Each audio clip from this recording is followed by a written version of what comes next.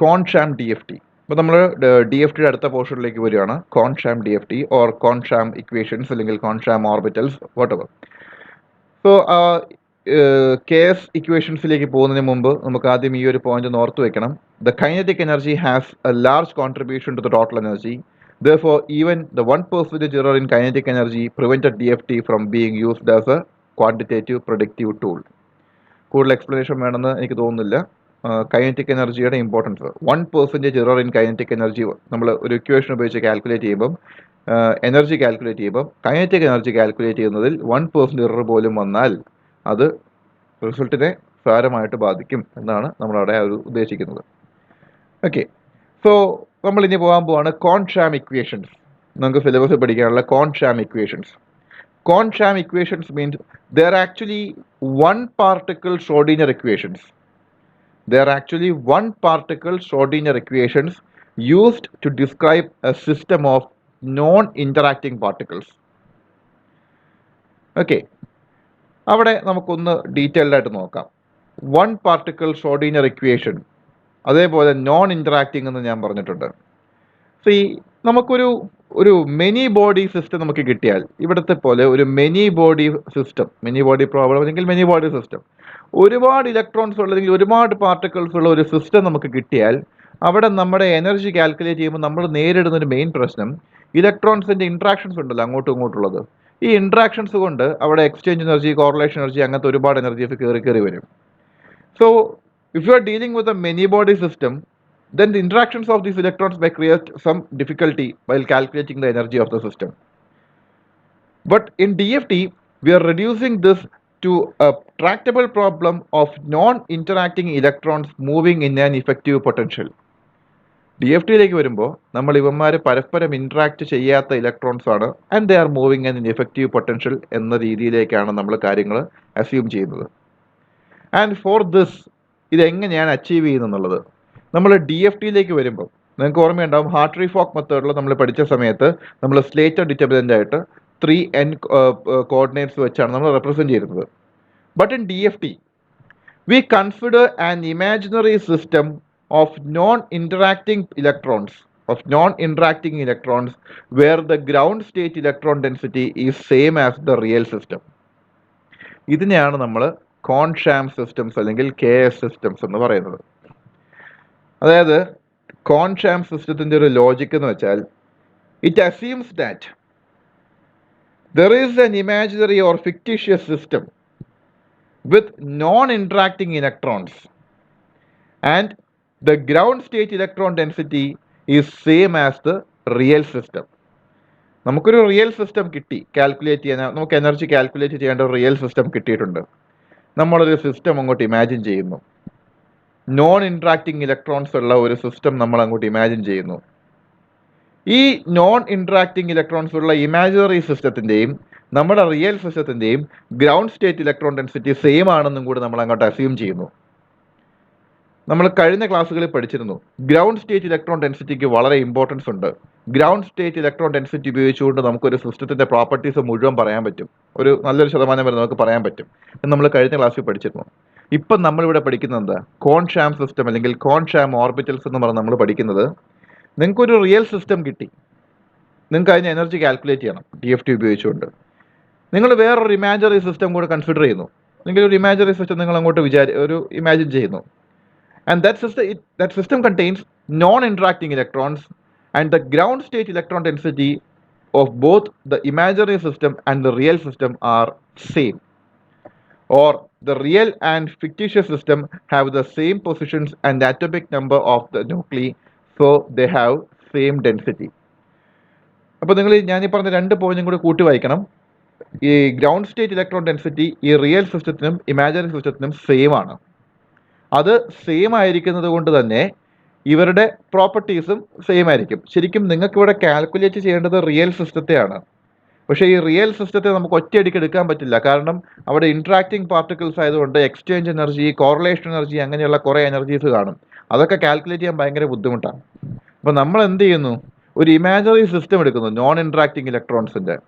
എന്നിട്ട് അതിനകത്തുനിന്ന് ഓരോ energy, kinetic energy, potential energy, electron energy, nucleus electron energy, അങ്ങനെയുള്ള ഓരോ എനർജീസ് നമ്മൾ സ്റ്റെപ്പ് ബൈ സ്റ്റെപ്പായിട്ട് കാൽക്കുലേറ്റ് ചെയ്ത് വരുന്നു. അതുകൊണ്ട് ഒറ്റയടിക്ക് എല്ലാം കൂടി കാൽക്കുലേറ്റ് ചെയ്യാൻ നമുക്ക് ബുദ്ധിമുട്ടായിരിക്കും.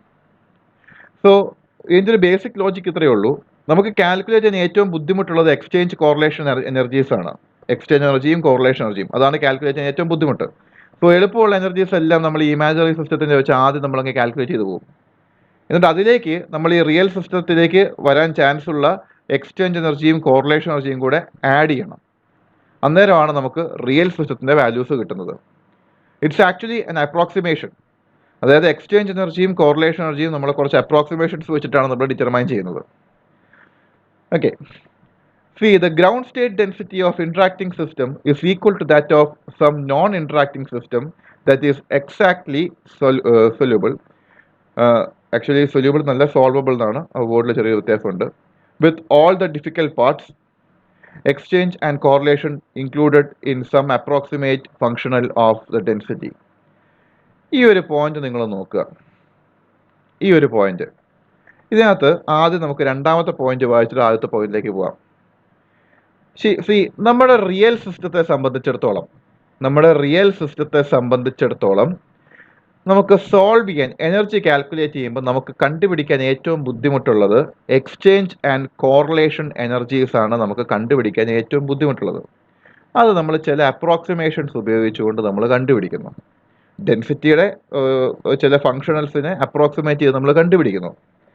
ദെൻ നമ്മൾ ഈ പറയുന്ന സിസ്റ്റത്തിൻ്റെ ഒരു ground state density of interacting system is equal to that of some non interacting system that is exactly solvable. അതായത് ഞാൻ നേരത്തെ പറഞ്ഞ പോലെ തന്നെ നമുക്ക് ഒരു ഗ്രൗണ്ട് സ്റ്റേറ്റ് സിസ്റ്റം നമ്മൾ എടുക്കുന്നു, ഒരു റിയൽ സിസ്റ്റം നമ്മൾ എടുക്കുന്നു. ആ റിയൽ സിസ്റ്റത്തിൻ്റെ ഗ്രൗണ്ട് സ്റ്റേറ്റിന് ഇലക്ട്രോൺ ഡെൻസിറ്റി സെയിം ആയിട്ടുള്ള ഒരു ഇമാജിനറി സിസ്റ്റം നമ്മൾ കൺസിഡർ ചെയ്തിട്ട് ഈ ഇമാജിനറി സിസ്റ്റം നമ്മളിങ്ങനെ സോൾവ് ചെയ്ത് വരുന്നു. എന്നിട്ട് അതിൽ ഡിഫിക്കൽട്ട് പാർട്ടായിട്ടുള്ള എക്സ്ചേഞ്ച് എനർജിയും കോറിലേഷൻ എനർജിയും നമ്മൾ അപ്രോക്സിമേറ്റ് ഫങ്ഷണൽസ് ഓഫ് ഡെൻസിറ്റി വെച്ച് നമ്മൾ അപ്രോക്സിമേറ്റ് ചെയ്ത് അങ്ങോട്ട് എടുക്കുകയാണ് ചെയ്യുന്നത്. അതാണ് ഈ കോൺഷാം സിസ്റ്റംസ് അല്ലെങ്കിൽ കോൺഷാം ഇക്വേഷൻസ് ഉപയോഗിച്ച് നമ്മൾ ചെയ്യുന്നത്. The theory begins by considering the non-interacting reference system, that is n non-interacting electrons moving in external potential Vs, each in one of the n orbitals psi I.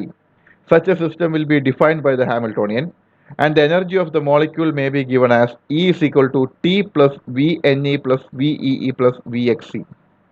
ഈ ഇക്വേഷൻ നിങ്ങളിവിടെ നോക്കുക. ഈ equation നിങ്ങളൊന്ന് just ഒന്ന് നോക്കുക. അവിടെ നമുക്ക് ഈ പറയുന്ന കോൺഷാം ഓർബിറ്റൽസ് അല്ലെങ്കിൽ കോൺഷാം ഇക്വേഷൻസ് വെച്ച് ഞാനൊരു റഫ് ആയിട്ടുള്ള ഇക്വേഷനാണ് ഇവിടെ കാണിച്ചിരിക്കുന്നത്. ഇവിടെ the energy of the system, നമ്മുടെ ഒരു സിസ്റ്റത്തിൻ്റെ എനർജി, നിങ്ങൾക്കൊരു n ഇലക്ട്രോൺ സിസ്റ്റം നിങ്ങൾക്ക് കിട്ടി. ആ സിസ്റ്റത്തിൻ്റെ energy will be equal to T എന്ന് വെച്ച് കഴിഞ്ഞാൽ കൈനറ്റിക് എനർജിയാണ് plus Vne, energy due to nucleus electron interaction, plus VEE, energy due to electron interaction. നമ്മുടെ ഈ കേസിൽ വരുന്ന സമയത്ത് ഇലക്ട്രോൺ ഡെൻസിറ്റി തമ്മിലുള്ള ഇൻട്രാക്ഷൻ, ഇലക്ട്രോൺ ഡെൻസിറ്റി തന്നെ അത് സ്വയമായിട്ടുള്ള ഇൻട്രാക്ഷൻ ആണ് VEE വരുന്നത്, plus VXC.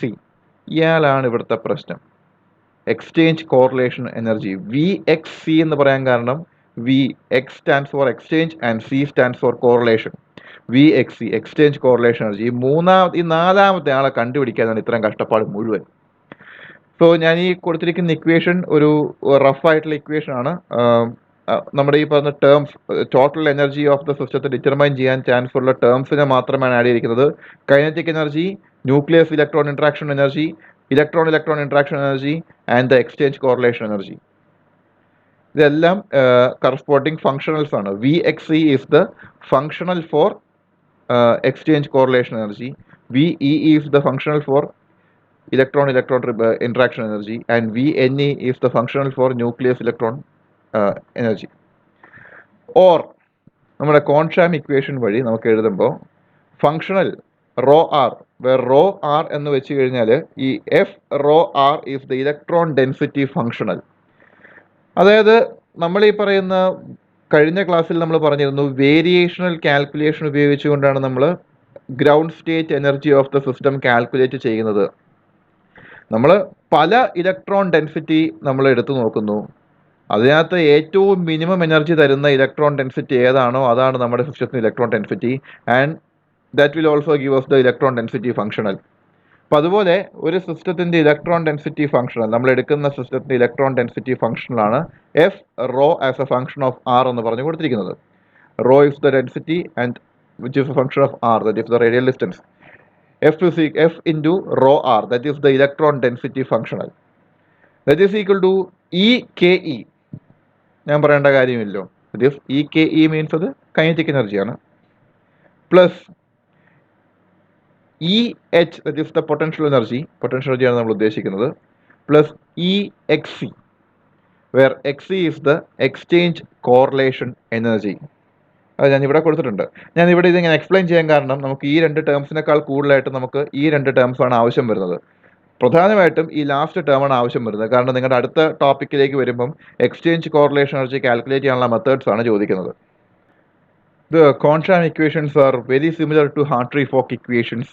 In fact, setting the exchange correlation potential to the Hartree-Fock exchange potential yields the Hartree-Fock equation.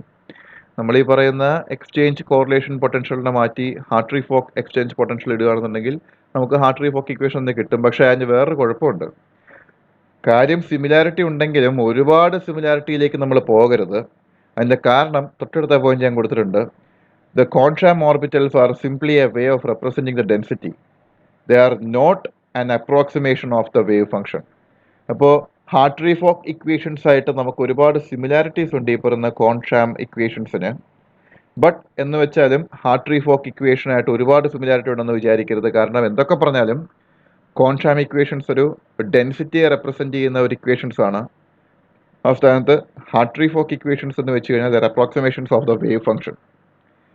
Then the above analysis is only appropriate for closed shell molecule. നമ്മുടെ KS equations നമ്മൾ പഠിച്ചത് closed shell മോളിക്യൂൾസിലാണ്. നമ്മൾ പഴയൊരു ക്ലാസ്സിൽ നമ്മൾ restricted open Hartree Fock, അതേപോലെ unrestricted Hartree Fock, restricted Hartree Fock, RHF, ROHF, UHF ഒക്കെ നമ്മൾ പഠിച്ചിരുന്നു.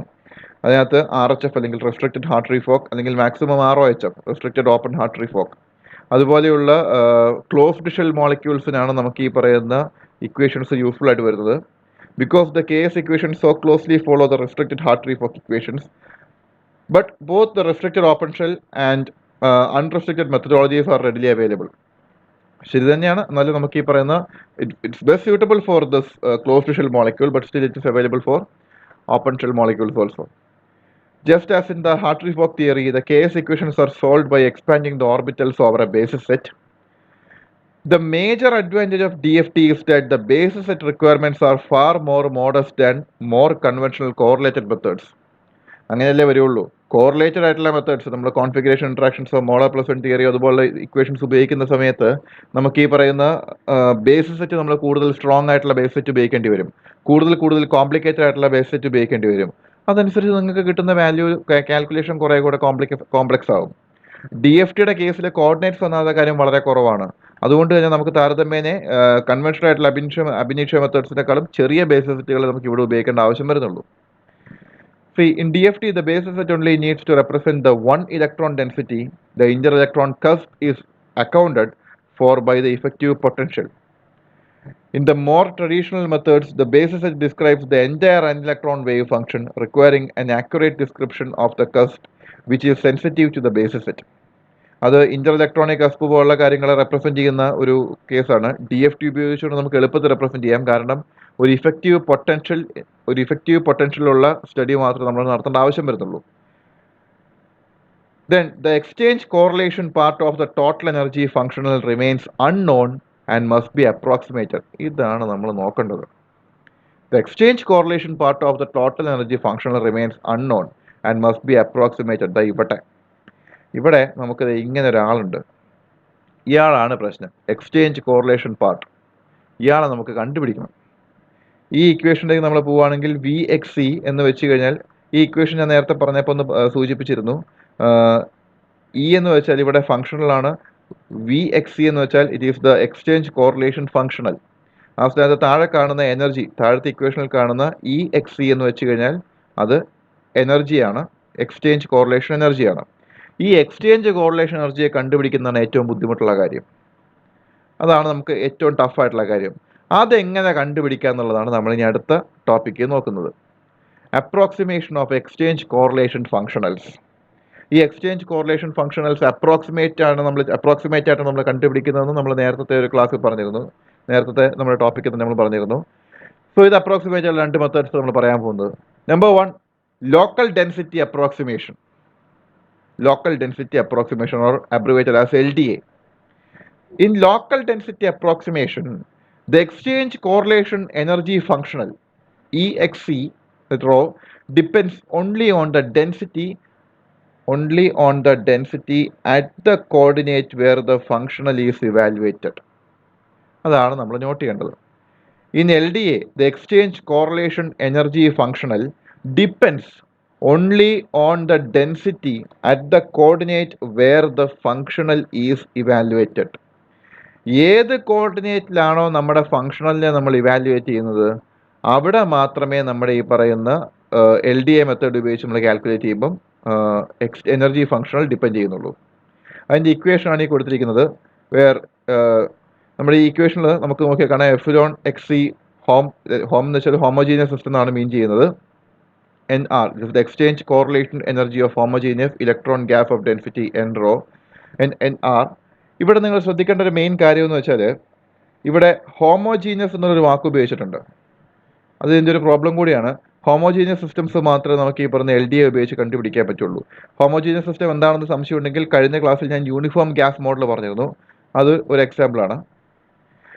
The exchange correlation energy is decomposed into exchange and correlation energy.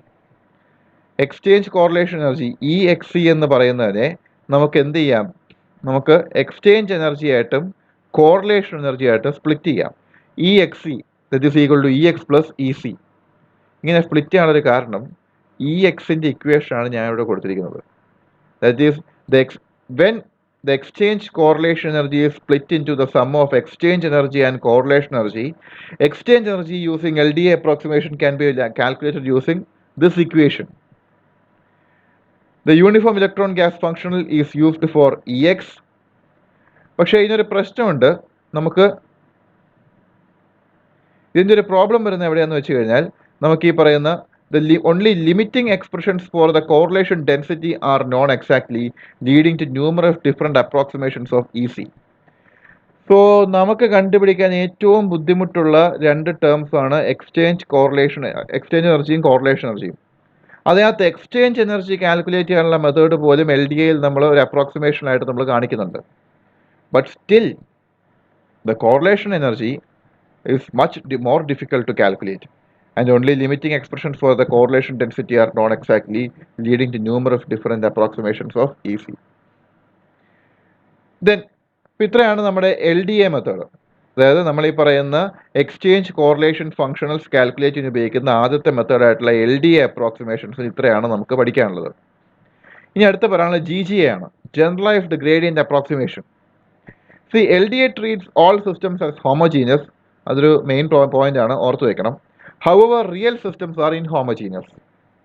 Generalized gradient approximation takes this into account by including the derivative information of the density into the exchange correlation functional. നിങ്ങൾക്ക് ഈ ഇക്വേഷനെ പഠിക്കാനുള്ളൂ, അതിൻ്റെ derivation ഒന്നും പഠിക്കാനില്ല.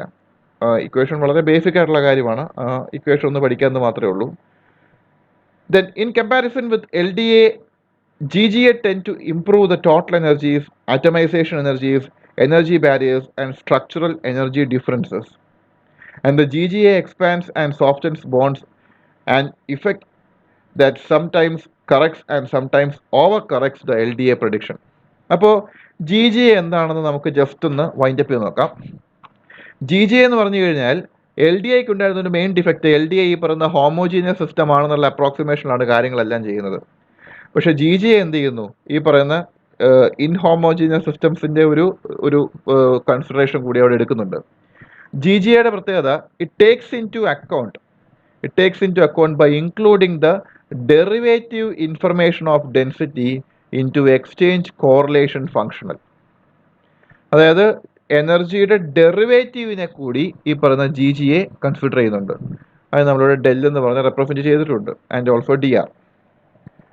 Okay, അപ്പോൾ GGAയും LDAയും തമ്മിലുള്ള വ്യത്യാസം എന്താണെന്ന് വെച്ച് കഴിഞ്ഞാൽ, ഹോമോജീനിയസ് ആണെന്നുള്ള അസംഷനിൽ തന്നെയാണ് LDA മുമ്പോട്ട് പോകുന്നതെങ്കിൽ GGO ഹോമോജീനിയസ് അല്ല എന്നുള്ള അസംഷൻ കൂടി കൺസിഡർ ചെയ്യുന്നുണ്ട്. അതാണ് അവർ തമ്മിലുള്ള വ്യത്യാസം. ഈ GGA ഇപ്പോൾ നമ്മൾ വിചാരിക്കും എന്തുകൊണ്ടും വളരെ നല്ലതാണെന്ന്. GGAക്ക് അതിൻ്റെതായിട്ടുള്ള ഡ്രോബാക്സ് ഉണ്ട്. GGAയുടെ ഒരു പ്രോബ്ലം എന്ന് വെച്ച് കഴിഞ്ഞാൽ, GGA ഒന്നാമത്തെ കാര്യം LDAയേക്കാളും കുറച്ചുകൂടി അഡ്വാൻസ്ഡ് ആണ്. അതുകൊണ്ട് തന്നെ ഈ പറയുന്ന LDAയേക്കാളും കുറച്ചുകൂടി കറക്റ്റഡ് ആയിട്ടുള്ള വാല്യൂസ് ആയിരിക്കും GGA പ്രൊഡിക്റ്റ് ചെയ്യുന്നത്. But still there are chances of over corrections. ആവശ്യത്തിൽ കൂടുതൽ കറക്ഷൻ വരാനുള്ള ചാൻസും ഉണ്ട്.